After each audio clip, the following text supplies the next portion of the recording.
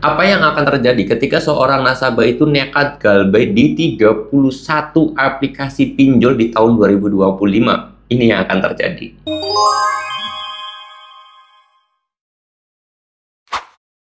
Assalamualaikum warahmatullahi wabarakatuh, teman-teman semuanya. Pada kesempatan video kali ini saya ingin membahas ataupun menceritakan sebuah kisah nasabah yang galbay sampai 31 aplikasi pinjol di tahun 2025. Memang kelihatannya agak ekstrim ya galbay sampai 31 aplikasi pinjol ini, karena memang awalnya sih ya pasti dari satu aplikasi pinjol dulu, lalu kemudian karena stres, depresi, melakukan gali lubang tutup lubang hingga akhirnya sampai di titik puncak mencapai limit 31 pinjol. Tetapi di sini dari cerita yang saya dapetin itu beliau tidak menyebutkan total pinjamannya itu ada berapa, tapi yang jelas ada 31 aplikasi pinjol. Nah, di sini saya pengen bahas buat teman-teman semuanya. Apa sih yang akan terjadi ketika kita galbay pinjol sampai 30 lebih? Banyak banget ya. Kalian berapa galbay pinjolnya? 5, 10, 15, 20? Nah, itu masih cherry ya, atau masih kecil. Tapi ini galbaynya sampai di 30 pinjol. Nah, apa sih yang akan terjadi? Beliau sendiri menceritakan, disclaimer, saya sendiri ini dapat cerita di Instagram ya. Nanti kalian juga boleh sharing bareng sama saya, konsultasi gratis sama saya, mau tanya-tanya juga boleh, tinggal tulis aja di DM Instagram. Link Instagram saya sudah saya sediakan di deskripsi video ini, atau kalau mau tanya-tanya boleh di kolom komentar aja, nggak jadi masalah. Nah, di sini saya mau ceritakan kasusnya ini adalah ketika 31 pinjol ini berawal dari yang namanya kebutuhan. Dia minjem di 2 aplikasi, terus kemudian karena tidak bisa bayar, melakukan gali lubang, tutup lubang, gali lubang, tutup lubang, gali lubang, tutup lubang, dan akhirnya sampai di titik 31 aplikasi pinjol ini. Nah, gimana sih Bang agar kita memberanikan diri galbay di 31 pinjol ini? Oke, saya kasih jawabannya juga. Terus saya sendiri sedikit menanyakan apa yang akan yang terjadi selama ini. Katanya dia sendiri itu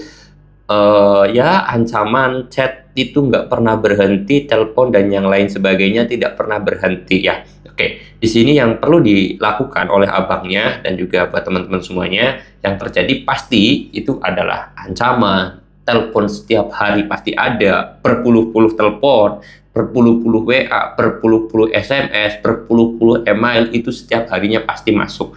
Nah, apakah itu berpengaruh Bang? Sangat berpengaruh terhadap batin atau pikiran kita. Gak bisa dipungkiri ya, seberani apapun orang, sehebat apapun orang melawan, pasti kalau misalkan setiap hari diganggu, di chat, ditelepon, dan yang lain sebagainya, pasti akan terganggu. Entah kerjaannya kan, dia lagi kerja ada telepon, bukannya dikira dari temennya, ternyata dari pinjol, dikira dari bosnya, ternyata dari pinjol, kan capek ya, pasti sangat terganggu akan hal itu. Untuk abangnya yang melakukan galbay ini, segera ganti nomor HP dan juga WA dan juga emailnya, reset kembali HP-nya. Bilang aja HP-nya hilang gitu aja. Selesai ya. Buat teman-teman semuanya yang melakukan galbay pun kalian bisa lakukan hal itu. Udah yang galbay 5 ataupun 10 ataupun 15 segera lakukan hal itu. Karena itu biar teman-teman tuh posisinya tenang dulu. Posisinya tuh relax dulu. Posisinya tuh nggak ketakutan terhadap pinjol dulu. Posisi kalian tuh bisa fresh dulu. Pikiran kalian itu sudah tidak ada lagi pinjol. Setelah itu, baru proses selanjutnya, yaitu kalian bisa fokus kerja. Kalian bisa, yang belum dapat kerja, bisa fokus cari kerjaan. Yang kalian itu lagi usaha, bisa fokus usaha. Yang usahanya kecil, bisa fokus membesarkan usahanya. Yang lagi posisi cari duit masih sedikit, bisa fokus cari duit agar lebih banyak lagi. Hal itu perlu dilakukan. Karena memang nggak bisa dipungkiri, saya apa adanya aja. Kalau kerja kita diganggu terus, ditelepon terus, di chat terus, kerja kita nggak bakal fokus, akhirnya kita dipecat dari kerjaan kita. Malah kan kita akhirnya nggak punya penghasilan lagi. Kalau usaha kita diganggu terus, dikira telepon dari konsumen, ternyata dari DC.